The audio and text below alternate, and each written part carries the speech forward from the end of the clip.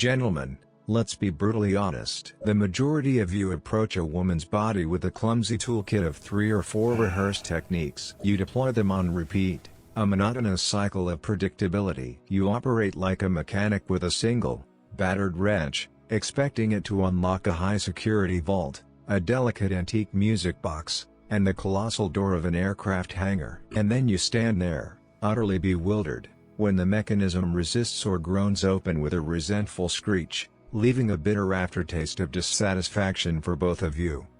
The core of the problem is this: the master key is a fiction. It's a convenient fantasy for the lazy. Every woman is a singular, masterfully designed architectural wonder. She possesses her own unique schematics, her own foundational supports, her own hidden conduits of energy, and her own secret chambers that grant access only to those who possess the precise code. To attempt to pleasure a chiseled, athletic woman with the same methods you'd use on a soft, sensual one is akin to building a skyscraper using the blueprints for a beachside cottage. It is a design for disaster.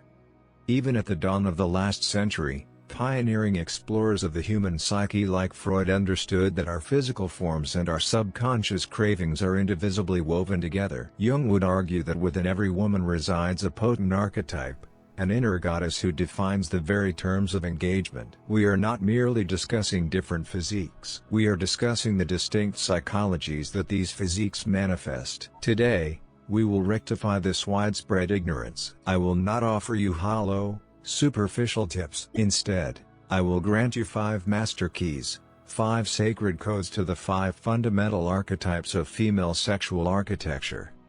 This knowledge may feel perilous, as it bestows an almost unnerving power of perception, but I am prepared to share it. If you are ready to accept these 5 master keys, affirm our pact by liking this video this very moment. And if this is your first time here and you do not fear the depths, subscribe, for we never linger in the shallow end of the pool on this channel. And before we dive in, I'm intensely curious about our global assembly. Please, write in the comments which city you are from. Let's map out where the world's most enlightened men reside. Type 1, Diana the Huntress.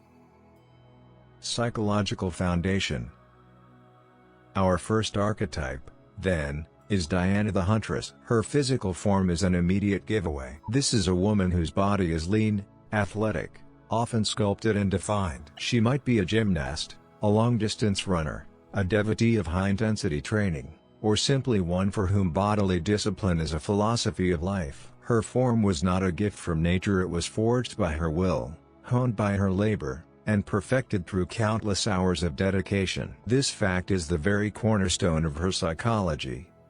Her inner archetype is that of the warrior, the predator. Her life is a sequence of challenges to be met, summits to be conquered, and goals to be achieved. She is conditioned to set a target and relentlessly pursue it. This governs her career, her passions, and, most certainly, her relationships. She does not seek tranquility. She craves kinetic energy and forward momentum. Her greatest, though often concealed, fear is to be perceived as powerless, dependent, or inert. For her, strength is not merely a physical attribute, it is her armor against the world's chaos. Consequently, she holds an instinctual reverence for strength in others, most of all in men. The sexual code and its origin. Her sexual code is a direct extension of her psychology. It is passion unlocked through contest. Etch this formula into your mind. For her, intimacy is not a serene sanctuary but an exhilarating clash of wills, a dynamic sparring match. It is a dance between 2 potent forces. The conventional tokens of romance, rose petals, slow melodies, breathy sighs, are likely to leave her utterly unmoved. In her eyes, they are too passive, too predictable, too tame. She desires a partner who is not a guardian but a formidable adversary. A man who not only meets her energetic output but, at times, eclipses it. Her libido is hardwired to adrenaline, to the electric thrill of a challenge, to the exquisite tension of the edge. To attempt to soothe her with tenderness is like trying to extinguish an inferno with an eyedropper. You will not quench the flames, you will only provoke her confusion. Her inferno requires an equal blaze. Body map, main access points. Her erogenous zones are not merely patches of sensitive skin. They are monuments to her power, and she takes immense pride in them. Your focused attention on these areas is interpreted as a tribute to her accomplishments. First, her powerful, sculpted legs and taut glutes. Second, her back, the column of muscle that grants her an unwavering posture. Third, her core and abdominals, the evidence of her discipline. To touch these areas is more than a simple caress. It is a silent acknowledgement. I recognize your power, I honor it, and it does not intimidate me. When your hand glides along her thigh, it should not be a weightless, hesitant touch, but a firm, appreciative one, like a connoisseur evaluating the flawless lines of a thoroughbred racehorse. When your arms encircle her waist, your fingers should register the firmness of her core. This is a silent dialogue where you convey that you see not a delicate damsel, but a warrior queen, your equal. The art of touch, the tactile language. With this woman, your hands must become instruments of certainty. Slow, tentative strokes will likely be read as a lack of conviction. Your tactile language must be decisive, potent, and at times, even aggressive. Instead of a gentle pat on her shoulder, claim it with a firm grip. Instead of a soft embrace, pull her into you with a single, decisive motion. Consider the vast difference. It is one thing to place a hand on the small of her back, but it is another entirely to seize her hips with confident, almost possessive authority and press her body against yours. The former is a suggestion, the latter is a declaration. Diana is not interested in suggestions, she responds to declarations. Your touch must pulse with energy. It should not aim to pacify her, but to ignite and provoke her, fanning the flames of her inner fire. Ideal atmosphere in foreplay. Disregard the classic bedroom foreplay. For Diana, the prelude begins far earlier. The perfect start to an evening with her is not a dinner by candlelight, but an activity that involves action. It could be anything from a shared workout or a competitive game of tennis to a playful wrestling match on the floor over a trivial matter. She requires an outlet for her energy. She thrives on the spirit of contest. The atmosphere that arouses her is not one of languor, but one of raw drive. Loud, rhythmic beats instead of slow, sentimental ballads. Clear, bright light instead of romantic shadows. The objective is not to calm her, but to accelerate her energy to its peak. You must first seduce her warrior spirit, her hunger for a challenge. Only when her blood is singing with the thrill of the game will her body be primed for an entirely different plane of intimacy. Repertoire of positions, from classic to forbidden techniques. The positions that will electrify her are those that allow her to fully utilize her body. Positions where she can feel her own strength, her flexibility, her endurance. Any posture that renders her passive and still will bore her swiftly. She demands dynamic movement and the chance to unleash her physical prowess. This could mean upright positions, acrobatic maneuvers, or any variation that calls for the engagement of her entire body. She will revel in positions where she can lock her legs around your waist, a showcase of her power and agility. Or those where she is on top, dictating the rhythm, feeling the thrill of command. Her body was built for motion, and the most effective way to please her is to give that body the vigorous work it craves. She should feel a deep, satisfying ache in her muscles after your encounter for her. This is the sign of a perfect union. Verbal cues, what to say and how to say it. Words are no less crucial to her than touch, but they must be the correct words. Banish phrases like "my sweet thing" or "my delicate flower" from your vocabulary. Such words can extinguish her desire in an instant, as they are a direct contradiction to her self-image. Your words must act as a mirror, reflecting her power back at her. "You are so powerful, your energy electrifies me, unleash it." These are her verbal aphrodisiacs. Praise her stamina. Speak of how her body, a machine built for motion, arouses you. Your voice should be steady, low, perhaps even tinged with command. She does not want to hear a plea, she wants to hear a summons to action. Your words should challenge her, daring her to become even more fiery, even more powerful, even more relentless. Major male mistakes. Finally, we must address the absolute prohibitions. The most egregious error is to betray hesitation or, even worse, condescension. Do not fear that you might hurt her or wear her out. Her body is far more resilient than you imagine. and your timid restraint will feel like an insult, a dismissal of her very essence. She wants to feel the full force of your power, not your cautious protection. The second fatal blunder is to fail to meet her energy. If she sets a blistering pace and you attempt to rein it in, if she engages in a playful power struggle and you try to pacify her, you have already lost. She will see it as your inadequacy or your disinterest. With Diana, you must play her game, by her rules, but with the intent to master it. Do not be intimidated by her strength. Rise to her challenge. Only then will she surrender to you, for there is no greater aphrodisiac for a warrior than to finally meet a force greater than her own. Type 2, Venus. Psychological foundation. Let us now proceed to the second architectural archetype. We shall call her Venus. Her body is the living incarnation of the classical femininity that has been the obsession of artists and poets for millennia. An hourglass silhouette, a generous bust, a narrow waist, and voluptuous, curved hips. Her lines are fluid, gentle, and symmetrical. In stark contrast to Diana, her body speaks not of discipline and strength, but of innate sensuality and natural abundance.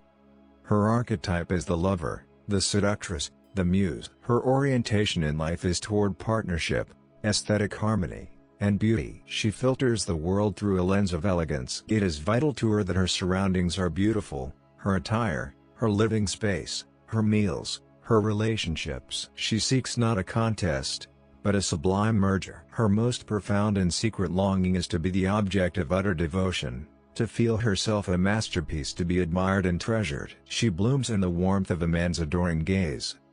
The sexual code and its origin. Her sexual code is passion ignited by adoration and aesthetic beauty. While intimacy for Diana is a high-energy dance, for Venus it is a deliberate, exquisite ritual. Coarse, primal lust devoid of atmosphere and prelude is the ultimate anti-aphrodisiac for her. She desires to feel not merely like an object of sexual gratification, but like a divinity for whom a sacred rite is being performed. Her desire ignites from the reflection she sees in her partner's gaze. It must be a look of awe, reverence, and profound admiration. The genesis of this code is her very nature. Her body is a canvas designed for admiration. Every curve, every contour is an invitation to the eye and the hand. She understands this on a primal level. This is why the visual element is paramount for her. She is aroused less by the physical act itself and more by the intoxicating prelude, the atmosphere, and the potent awareness of her own beauty being worshipped by her partner. Body map, main access points. The key points of her body are the very emblems of her femininity. First and foremost is the dramatic sweep from her slender waist to her rounded hips. This line is the signature stroke of her design. Second are the subtle indentations on her lower back, known to artists as the dimples of Venus. Third is the exquisite skin of her neck and collarbones, where light loves to linger. Fourth is her waist itself, the place your hands naturally converge, celebrating her elegance and form. Your attention to these zones must carry an air of reverence. As you touch her hip, it should not be a casual gesture, but a slow, deliberate exploration, as if you were a sculptor marveling at the perfection of your creation. A kiss on her neck should be feather-light, as if you fear a sudden movement might startle a rare butterfly. Your worship of these areas sends a clear message: I see the unique masterpiece that you are, and I am in awe of it. The art of touch, the tactile language. With Venus, your tactile language must be one of poetry, not of prose. Banish any abrupt, forceful movements. Your touch should be a slow, gliding, tantalizing dance. Employ not just your palms, but your fingertips, the back of your hand, your lips, even your hair. Envision yourself tracing invisible patterns across her skin. The more languid and tender your movements, the more powerfully her inner world will respond. Contrast is your most potent tool. Alternate between ethereal, barely there touches and more encompassing, warmer caresses. Trace the line of her spine with your fingertips to summon a cascade of shivers, then lay your entire palm flat against her lower back, bestowing a sense of warmth and possession. Your hands must not demand, they must invite. They should perform a ballet on her skin, a performance brimming with tenderness and devotion. Ideal atmosphere and foreplay. In this realm, Conventional romance is not merely effective, it is an absolute prerequisite. For Venus, the atmosphere constitutes 90% of the seduction. The overture begins the instant she enters the space. Subdued lighting, a multitude of candles casting flickering shadows that dance upon and celebrate her curves, silks or satins that feel exquisite against the skin. Soft, sensual, instrumental music. The subtle fragrance of essential oils or fine incense. You must erect a sanctuary for her, a space where she feels deified. The perfect foreplay involves a slow, aesthetic unveiling. Do not tear away her garments, remove them piece by piece, reverently kissing each newly revealed expanse of skin. Anoint her body with fragrant oil and give her a massage. Gaze upon her. Tell her how breathtaking she is in the candlelight. You must first arouse her imagination and her aesthetic sensibilities, only then will her body follow. Repertoire of positions, from classic to forbidden techniques. The ideal positions for Venus are those that maximize both visual and tactile connection. The classic missionary position is not mundane to her, it is a precious opportunity to gaze into your eyes, to read the adoration on your face, to feel your hands mapping her back and hips. A face-to-face seated position, with her embracing you, is also perfect. She needs to witness your admiration. Avoid any positions that are impersonal or break eye contact. She wants to feel an emotional and spiritual union, not just the mechanics of intercourse. The movements should be slow, rhythmic, almost like a waltz. Imagine you are not merely having sex, but are engaged in a slow, intimate dance. Allow her to guide the tempo. Your role is to be an exquisitely attuned and responsive partner in this ballet of love. Verbal cues, what to say and how to say it. Your words must be the vocalization of your worship. Speak to her of her beauty, but avoid crude platitudes. Instead of "you have a hot body," murmur "the curve of your hip is a form of madness." Instead of "you're sexy," whisper, "you are living poetry, I could spend a lifetime just observing you." Employ evocative comparisons and metaphors. Speak of her grace, of the silk of her skin, of the fire in her eyes. Your voice should be a low, conspiratorial whisper, saturated with tenderness. A murmur into her ear has 1,000 times the power of a shout. Your compliments must be specific. Acknowledge the details, the lone beauty mark on her shoulder, the way a lock of her hair spills across the pillow. She must feel that you truly see her, in all her glorious minutiae, and that you adore every single detail. Major male mistakes. The cardinal and most devastating sin is haste and a disregard for the sacredness of atmosphere. If you rush directly to the main act, bypassing the ritual of foreplay, you are communicating that she is merely a vessel for your physical release, not a goddess. This will annihilate her desire instantly. The second sin is coarseness and aggression. Any touch that is too rough or clumsy shatters the delicate spell of the ceremony. A third error is to plunge the room into darkness. She desires to be seen, to be the object of your gaze. Hiding her body in shadow robs her of her primary source of arousal. And finally, silence. If you are silent, her mind will fill the void with doubt, assuming you are displeased or that she is somehow inadequate. Your silent worship must be amplified by your words. With Venus, you can never be too generous with your affection, your words, or your time. She is a rare orchid that unfurls only in an environment of complete and utter devotion. It is for this level of profound insight, linking the physical to the spiritual, that discerning men are drawn to this channel. If this is the philosophy you have been seeking, and you are not yet one of us, there is no better moment to subscribe than now. Type 3, Gaia. Psychological foundation. Our third archetype is the most emotionally complex and, when understood, the most deeply rewarding. We will call her Gaia, after the earth goddess. This is a woman of opulent, full, Rubenesque proportions. Her body is an emblem of fertility, abundance, warmth, and comfort. In life, she is often the nurturer, the earth mother, the soulful woman who will comfort and nourish you. But within this lies a profound, tragic paradox. Our modern world, with its obsessive cult of thinness, has relentlessly conditioned her to believe that her body is flawed, undesirable, and wrong. Her archetype is the Great Mother, the provider, but one who carries the deep wound of rejection. She navigates the world with a heavy burden of complexes and shame about her physical form. She can be the radiant center of a social gathering, but in the solitude of her own company, she despises her reflection. Her most deeply buried desire, one she scarcely dares to admit to herself, is not merely to be wanted, but to be fiercely desired for her fullness. She yearns for a man who will not love her soul despite her body, but who will worship her body itself, celebrating all of its so-called imperfections. The sexual code and its origin.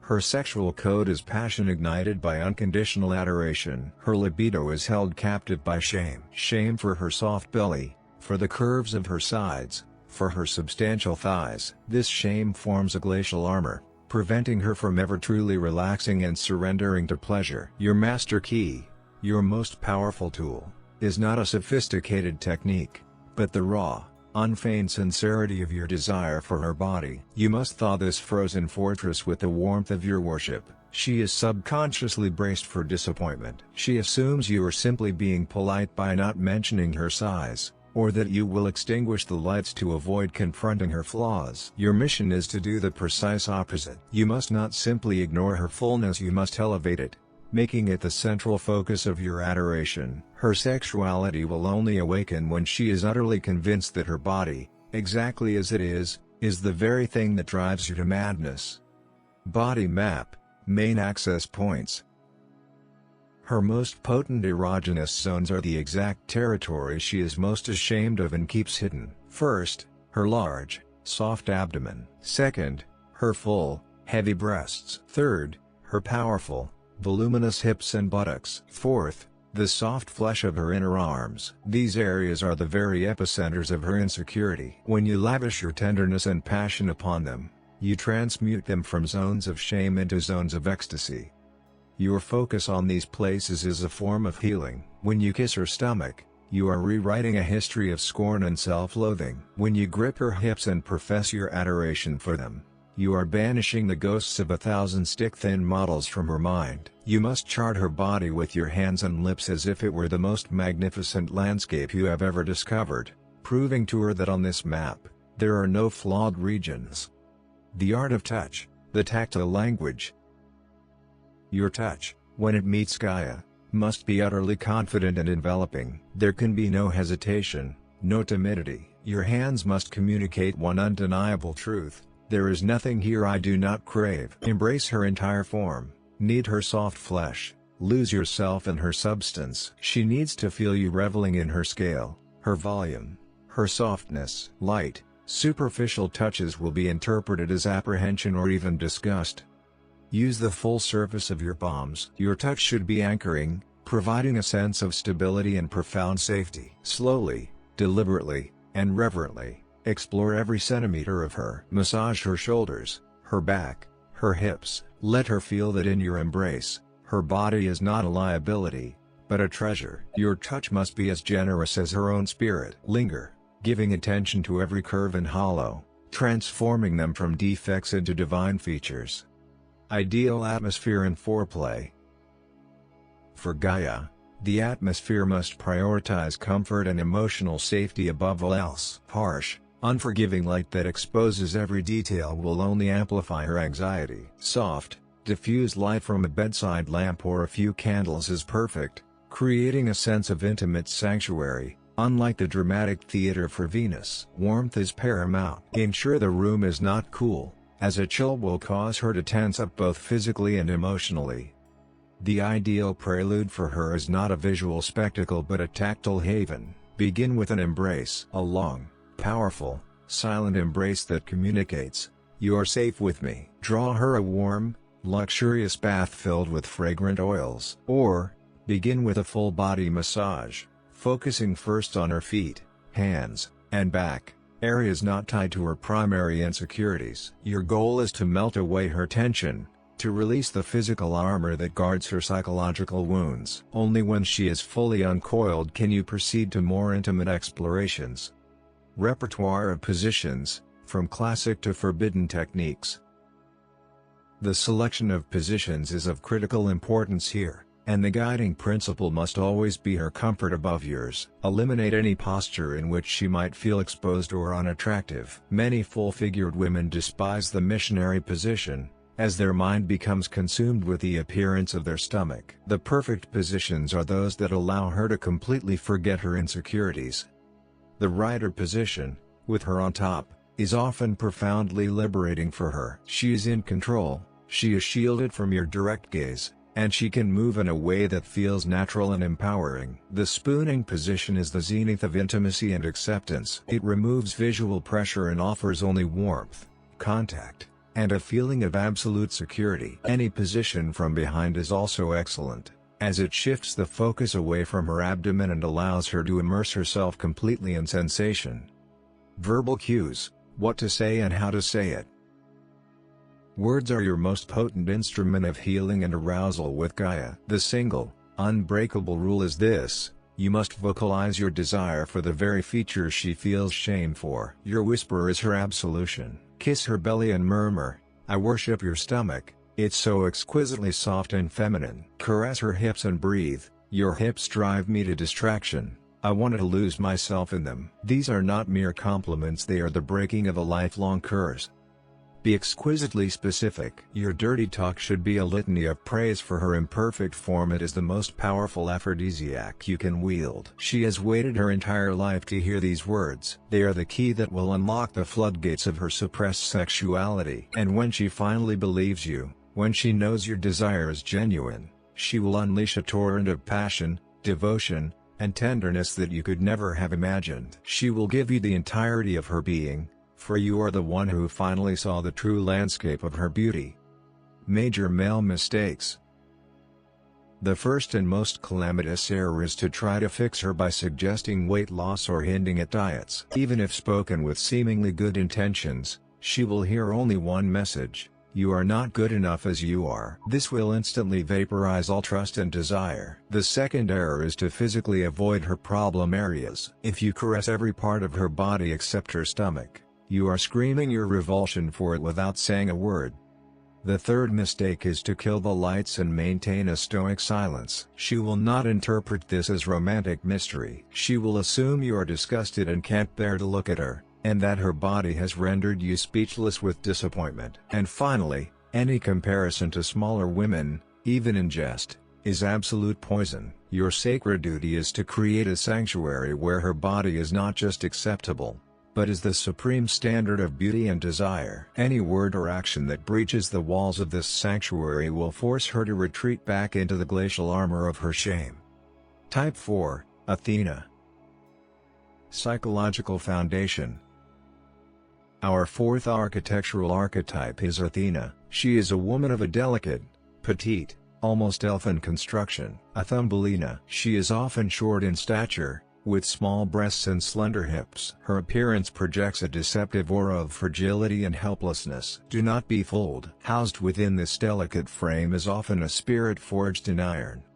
Her archetype is the virgin warrior, not in a physical but in an intellectual and spiritual capacity. She is accustomed to being underestimated because of her size. Consequently, her entire life has been a campaign to compensate with ferocious willpower, sharp intellect, and notable achievements. She is constantly proving to the world that she is not a little girl, but a formidable individual. Her secret yearning, a paradox that contradicts her public persona, is to momentarily lay down the heavy shield of her strength and allow herself to feel exquisitely small and protected by a man who has earned her complete trust.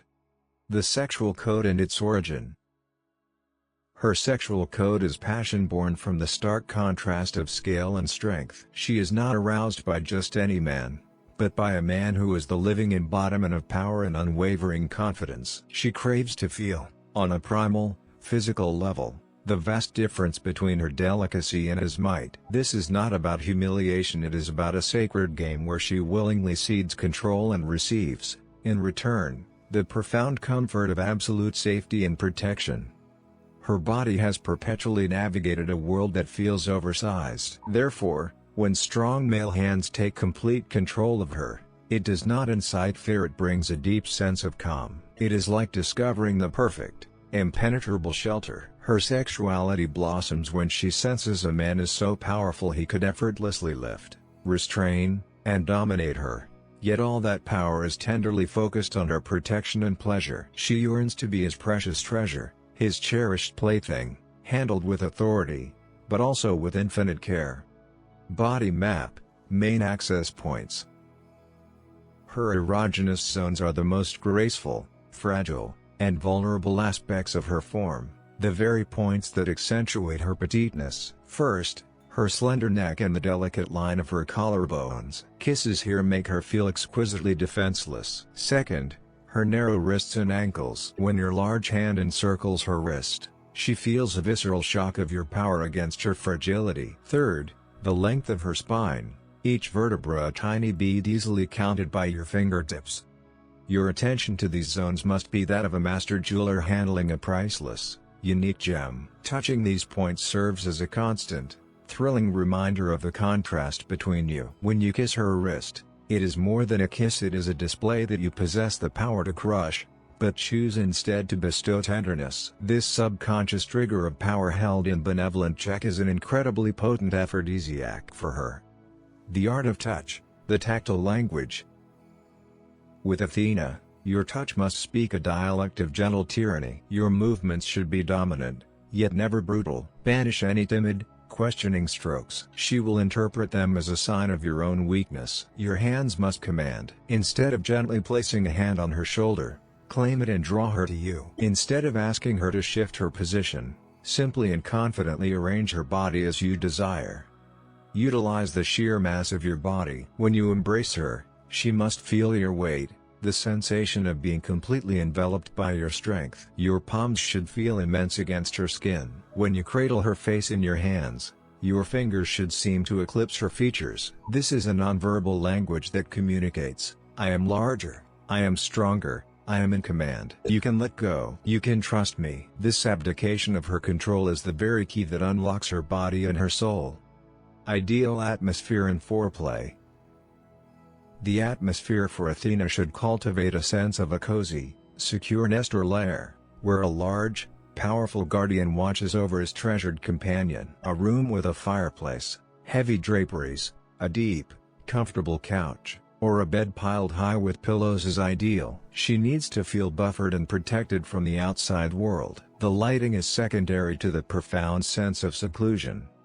The perfect prelude for her is a display of your authority within a framework of care. Do not begin with overtly sexual caresses. Start with gestures that are dominant yet tender. For instance, without a word, sweep her up into your arms and carry her to the bedroom. Or, confidently turn her to face away from you and begin a firm massage of her shoulders, without seeking permission. She is weary of making decisions, she craves having them made for her. Your role is to script a scenario where she is the cherished object of your passion, and you are the undisputed director from beginning to end.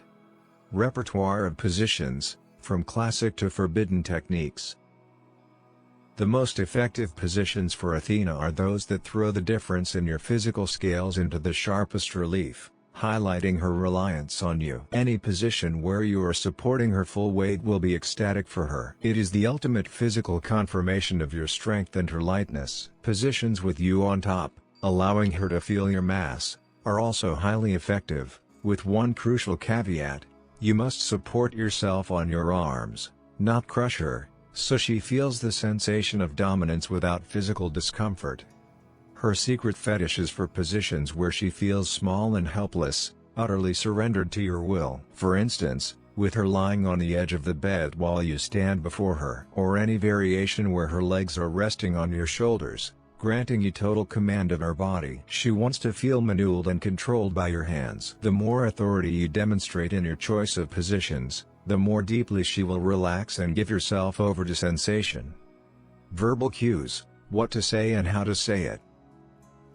Words for Athena must be an extension of your physical dominance. Your voice must be low, calm, and imbued with authority. She does not want to be asked questions, she wants to hear declarations and commands. Instead of "Do you like this?" state, "I know you love this." Replace "May I?" with "Now I am going to."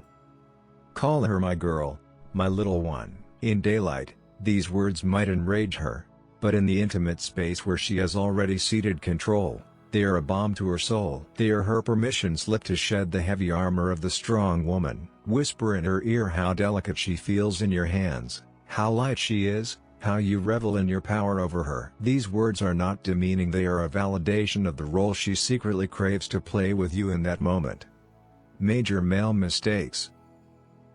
The first and most fatal error is to exhibit timidity or self-doubt. If you must ask for permission before every move, if your touch is hesitant and questioning, you shatter the entire illusion. She wants to surrender to a powerful man, not micromanage an insecure boy. The second mistake is to treat her as a physical equal. You are not meant to struggle or compete with her as you would with Diana. She does not want to be your equal in this arena, she wants to be overwhelmed and lovingly conquered.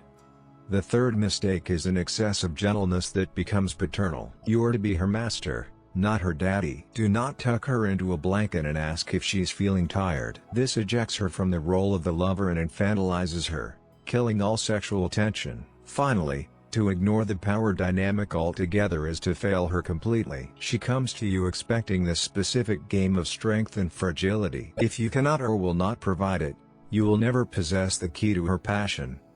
Type 5, Artemis. Psychological foundation. And so we arrive at our fifth, most regal, and often most impenetrable archetype, Artemis. The Amazon. She is a tall, statuesque, physically formidable woman. She may possess long limbs, broad shoulders, and a lean musculature. She is accustomed to looking down on most men, both literally and figuratively. Her very presence is a declaration of power and self-sufficiency. Her archetype is the queen, the matriarch. In life, she is supremely confident, accustomed to being in control, to making decisions, and to leading. She often intimidates and repels men who feel diminished in her presence. She has grown weary of weak men who either grovel before her or attempt to tear her down to elevate themselves. Her most profound, most secret, most fiercely guarded desire is to finally encounter a man who is, in his very essence, stronger than she is. Not just physically, but spiritually and psychologically. A man whose authority and inner power are so absolute that, for the first time in her life, she can afford the sublime luxury of surrender, of relaxation, of total capitulation. The sexual code and its origin. Her sexual code is passion found in the intoxicating thrill of total surrender to an overwhelming power. Her entire life, she has been a fortress. She commands the ramparts, she repels sieges, she directs the troops. And she fantasizes about the day an invading army will appear that is so mighty, so absolute, that resistance becomes not only futile but exquisitely desirable. She yearns to be masterfully overthrown. She wants to be broken, in the most profound psychological and playful sense. For her will to be masterfully subjugated, for her defiance to be crushed. This desire stems from a lifetime of exhaustion from the burden of being strong. Perpetual control is a heavy crown to wear. And for her, the sexual act is the one sacred space where she can, and desperately wants to, lay the crown aside. Her arousal is directly proportional to your dominance. The more certain, authoritative, and even ruthlessly passionate you are, the more profoundly she will trust you. Your strength is her permission to be vulnerable. Your dominance is her liberation. She craves submission, but she will only bow to a true sovereign, never to a pretender. Body map, main access points. Her erogenous zones are the very symbols of her status and power, which you must now conquer. First, her long, powerful legs. Your open admiration for them, coupled with your absolute control over them, is the key that unlocks her psyche. Second, her straight, strong, regal back. Any touch that compels her to arch it is an act of symbolic submission. Third, the nape of her neck and her hair. A firm, confident grasp of her hair is not an insult, it is an unequivocal declaration, I am the authority here. When your hand sweeps down her leg, it must not be a gentle caress but an owner's confident, appraising stroke. When you place a hand on her back, it is not to support, but to steer. Your attention to these zones tells her, I see your power, I acknowledge your majesty, and now I will make it all mine. You do not dismiss her strength, you harness it as the fuel for your own passion. The art of touch, the tactile language. Your hands must become instruments of absolute conquest. There are no compromises, and tenderness is a reward for submission, not a default offering. Your touch must be firm, binding, almost harsh. Confidently grip her wrists, her hips, her shoulders. Pin her against a solid surface. Reposition her body as you see fit, without consultation. Your movements should be swift, precise, and lethally efficient, like those of an apex predator. She must feel the utter futility of resistance. When you restrain her, she must know, on a cellular level, that she could not escape even if she tried. This physical domination floods her psychologically and unleashes a tidal wave of arousal. Your hands do not caress, they claim. You do not request, you take. This is the primal language she has been starving to hear. The language of pure, unadulterated power. Ideal atmosphere in foreplay. Erase all thoughts of comfort and coziness. The atmosphere for Artemis must be charged with tension, with the electric anticipation of a coming storm. No candles, no romantic melodies. A stark, minimalist environment is far better, where there are no distractions from the power play between you. Dim lighting may be used, not to conceal, but to heighten the other senses, to make the world shrink to just the two of you. For her, foreplay is a psychological war of attrition. Begin your domination long before the bedroom. An unwavering, possessive gaze that forces her to avert her eyes. A quiet command, delivered in a low tone, which she finds herself compelled to obey. For instance, approach me. Do not ask, instruct. The prelude is the systematic dismantling of her defenses, the slow erosion of her will. You might begin with a hard, demanding kiss, or by silently pressing her against a wall, holding her there, and simply staring into her eyes until her defiance breaks. She must feel your supremacy before the first garment is removed. Repertoire of positions, from classic to forbidden techniques.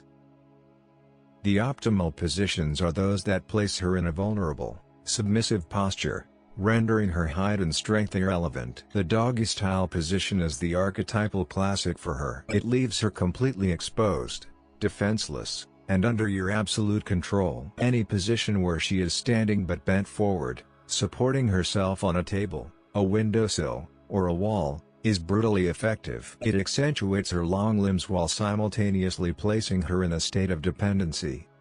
Positions that allow you to control her hands, such as pinning them behind her back, will transport her to a state of ecstasy. She wants to feel captured, immobilized. Avoid any posture that allows her to dominate or to meet you as an equal. Your task is to relentlessly reinforce the hierarchy. You are above, you are behind, you are in control. You are the conqueror, and she is your most magnificent, most prized conquest. Verbal cues, what to say and how to say it. Your words are edicts and judgments. Speak to her with authority, in clipped, direct commands. Use the imperative mood. Look at me. Kneel. Do not move. Your voice should be level, calm, and brook no dissent. Praise her, but not for her beauty. Praise her for her obedience. Good girl. You take instruction well. For her, this is the highest form of praise, for it affirms that she has finally found a will stronger than her own. Playfully degrading language can be used, but you must be exquisitely attuned to the boundary. The goal is not to wound her, but to underscore your absolute power. She must feel that this is a game for which you alone set the rules, and every word from your lips is law. Your speech is the final instrument in the subjugation of her will and her ego, which, for her, is the ultimate key to her sexual liberation. Major male mistakes. The ultimate and unforgivable sin with Artemis is to display fear or hesitation. If she detects a flicker of doubt in your eyes, if she questions your conviction for even a moment, the game is over. You have lost. She will lock herself away from you and feel nothing but contempt. The second error is to attempt to be sweet or kind to her. She does not seek an amiable companion or a polite suitor. She seeks a sovereign. The third mistake is to ask for permission. Do you like this? May I do that? These questions detonate her fantasy. You are not supposed to ask, you are supposed to know. You must proceed as if her body is already your territory. And finally, any attempt to cede the initiative to her or to back down in a battle of wills will be interpreted as a fatal weakness. With Artemis, your dominance must be total and absolute, or in her eyes, You cease to exist as a man. There is no middle ground. Conclusion: the architect, not the craftsman. So, what is the final analysis? 5 different women, 5 different universes, 5 entirely distinct codes of entry. Diana, who burns for a worthy challenger. Venus, who dreams of being worshipped. Gaia, who needs unconditional acceptance. Athena, who yearns to feel delicate. And Artemis, who is searching for a power to which she can finally yield. These are 5 different languages of love, of lust, of passion. Cease being a mere tradesman who, with his single hammer, attempts to both drive spikes and repair watch movements. It is inefficient and utterly foolish. Ascend to the role of the master architect of her ecstasy. Before you act, study her schematics. Understand her psychological bedrock, locate her unique access points, and apply the correct pressure. When you abandon the single key and begin to master the art of selecting the right one for each unique lock, you will transform from a merely adequate lover into the one, irreplaceable man she may have spent her entire life seeking. You have not just been given a set of instructions. You have been given a new lens through which to view women, a new mode of thinking. This knowledge is your superpower. Wield it with wisdom. And never forget, the ultimate female aphrodisiac is the feeling of being profoundly, completely understood. To her very depths. Become the man who understands. And now, a final question for you, the most thoughtful among you. Drawing from your own life experience, which of these 5 archetypes do you find the most challenging to comprehend, and why? Share your story or your perspective in the comments. Let us gather a true compendium of masculine wisdom beneath this video.